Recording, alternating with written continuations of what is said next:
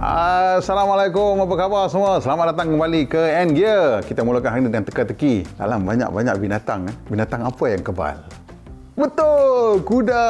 Yeay! Kuda memang kebal. Tembak tak lut. Anyway, hari ni kita nak cerita benda yang masuk akal sikit lah. Iaitu perodor arus. Jadi perodor arus ni kan, ianya satu kenderaan yang nak kata MPV pun bukan, nak kata SUV pun bukan. Dia macam crossover lah kita kata. Maksudnya, dia ada 7 tempat duduk. Tetapi dia tinggi macam SUV. Tapi hanya 2-wheel drive. Jadi siapakah mereka-mereka yang patut pergi tengok perodor arus ni? Jadi pada pendapat saya lah kan, di Malaysia ni, kita semua, kebanyakan kita lah, suka bila berjalan tu nak pergi ramai-ramai. Adik-beradik nak usung, macam-macam nak bawa. Bila mai balik tu, segala buah mak nenek semua apa nak bawa. Kalau ada durian-durian lah nak bawa, kalau ada rambutan lah nak bawa, kalau ada petai lah nak usung balik kan. Jadi kita memerlukan kereta yang besar. Jadi perodor dia tahu orang Malaysia ni macam mana perangai dia. Orang Malaysia ni, dia suka kuda. Maksud saya, kuasa kuda. Dia mau laju. Laju, berdesup. Kena tegoknya, berdesup pi kan. Lepas tu, dia nak murah. Kedekut.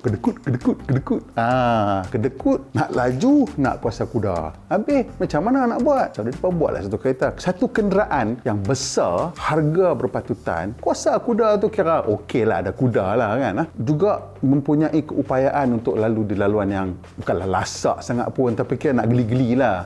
Lalu sikit kan, masuk ke kebun durian, Pak Ngah tu celah kat sini masuk sampai. Jadi ini satu kenderaan yang serbaguna yang memang saya rasa sangat sesuai untuk orang di Malaysia lah. Memandangkan trend juga di Malaysia ni sekarang mengikut trend dunia di mana kita dah bergerak daripada MPV ke arah SUV. Jadi untuk kita move on. Sekarang masa untuk move on jangan bersedih-sedih lagi, kita move on. Kita nak cari satu kenderaan yang macam SUV tapi sesuai untuk keluarga kita. Dan perodor arus adalah satu pilihan yang ada. Bukan hanya pilihan yang ada, tapi salah satu pilihan yang ada sekarang dan antara yang paling mampu milik buat pada masa ini. Buat masa depan kita tak tahu lagi. Dengar-dengar kata ada mungkin lagi pencabar-pencabar yang akan masuk. Tapi saya nak cerita sikit tentang kita punya kali ni lah. Kali ni, walaupun saya yang bercakap di sini, tapi sebenarnya yang memandu uji arus kali ni, arus warna biru kan, Sasha? Ialah Sasha. Sasha punya berkenan, tengok dia kata hai dengar tu. Sasha punya berkenan dekat arus tu sampai dia akan jual dia punya Honda Jazz pergi beli arus.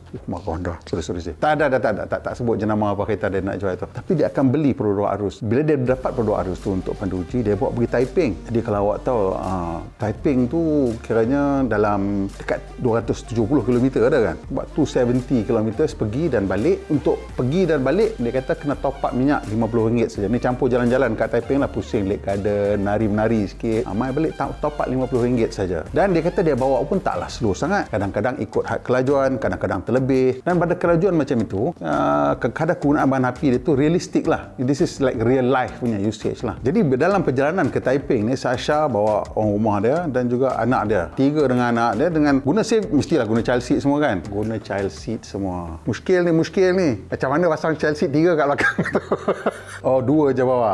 Okay, so 2 je bawa, pasal 2 je child seat boleh masuk kat belakang tu. Barisan ketiga boleh letak child seat ke tidak, saya tak pasti, agak sempit. Tapi untuk yang ada ISOFIX mount ialah 2 di barisan kedua. So dengan itu ruang memang sesuai lah untuk family yang baru anak kecil nak gunakan child seat, boleh guna 2 tempat duduk kanak-kanak, dan barisan ketiga turunkan dan letak barang. So penuh lah segala stroller lah, apa bagai, so mak nenek semua boleh letak, tak ada masalah. Cuma Sasha ni, macam saya cakap tadi, orang Malaysia kan, biasalah orang Malaysia ni tahu nak kuda je kerja je. Dia nak bawa laju. Tapi dia kata, yalah, terimalah hakikat kan. Siapalah aku kan. Takat ni je yang aku boleh mampu. Jadi aku bawa lah. Sebenarnya, compromise dia pada arus ni ialah, of course dia bukanlah kereta yang betul-betul laju. It's a 1.5 liter car. Dan dia punya kelajuan tu kalau dah boleh sampai 120 hingga 140 atas lebuh raya, saya rasa dah cukup bagus dah. Dan dia punya handling tu, kalau nak kata nak lipat naik Fraser's Hill ke kan, Gotong Jaya ke, ini bukanlah keretanya. Ini memang bukan keretanya.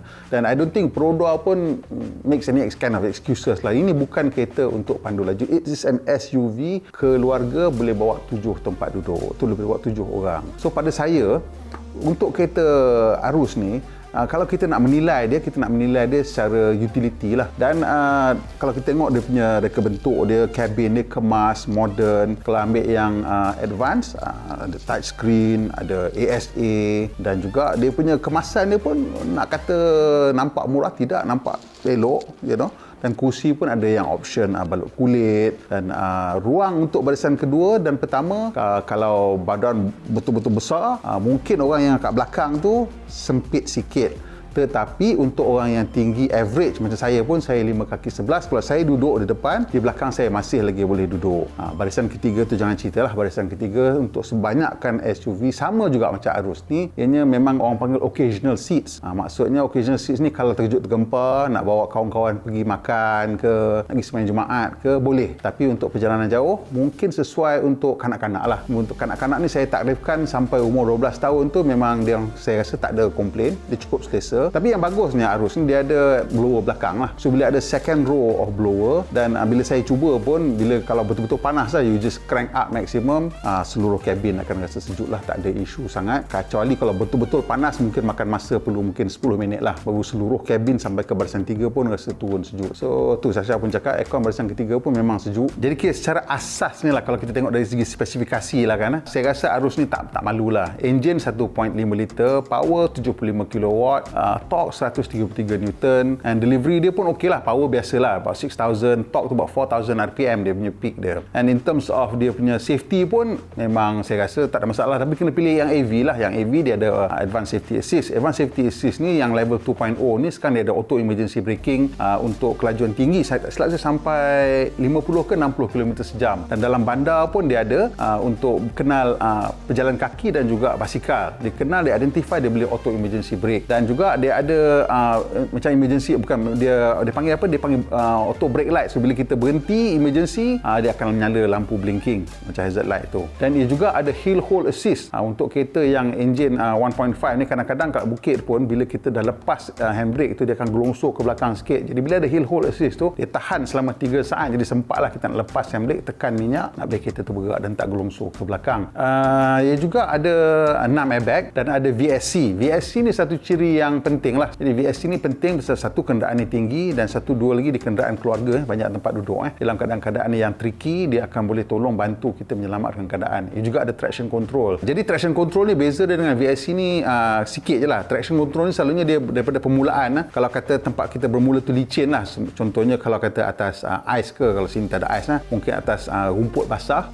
Bila kita tekan minyak, mungkin sebelah tayar atas rumput basah, sebelah tayar atas jalan, mungkin kita pergi kenduri ke apa kan. Jadi bila kita tekan, kadang-kadang dia akan spin sebelah je tak. Ini dia akan bantu tangkapkan, so kereta tu tak tersangkut lah masuk ke dalam lumpur ke rumput basah tadi tu. So traction control ni juga satu ciri yang sangat berguna.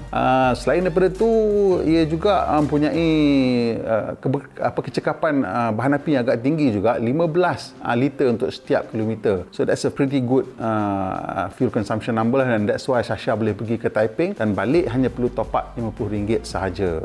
Satu lagi cerita pasal pergi Taiping ni, naik highway tak payah risau, dia ada smart tag reader. Betul lah dia akan pasang RFID, tapi tak bila lah nak pasang bagi lengkap semua. Sementara tu anda boleh gunakan smart tag reader yang ada pada produk Arus ni.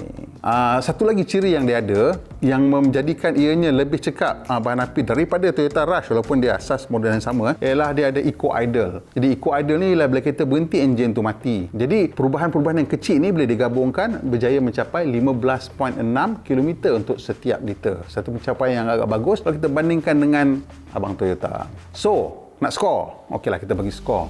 Reka bentuk. Sebenarnya pada saya, reka bentuk Arus ni, saya punya favourite view dia kadang-kadang daripada belakang. Daripada depan pun dia punya angle, lampu-lampu dia tu nampak lebih garang daripada yang Toyota Rush punya. Jadi saya boleh bagi dia 7.5/10. Dari segi reka bentuk kabin. Reka bentuk kabin dia okey. It's not the most exciting, but it's practical and functional. I give dia 7/10. Tapi kalau awak nak lebih keselesaan, awak boleh pilih masa nak beli tu aksesori gear up. Jadi kalau you pilih gear up, akan dapat beberapa perkara lah.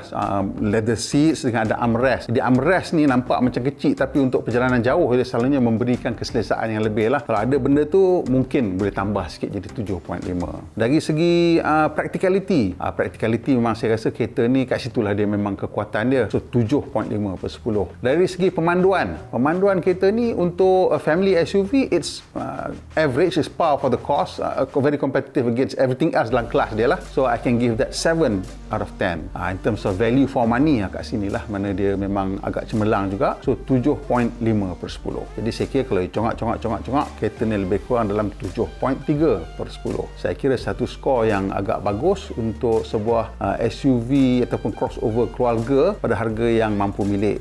Susah tau sebenarnya nak ada bentuk kereta yang mampu milik tapi mempunyai ciri-ciri yang kita nak lah. Ciri-ciri ni kadang-kadang kita tak fikir pun, ni macam Smart Tech tu, Hill Hold Assist kan. Ini semua benda-benda yang bergabung untuk menjadikan kereta ni satu pilihan yang agak bagus. Kalau awak tanya orang-orang yang dah beli produk Arus ni, kebanyakannya tak komplain lah. Memang dia dah tahu apa yang dia akan dapat, and the car memang mencapai dia punya target dia ataupun apa yang dijanjikan.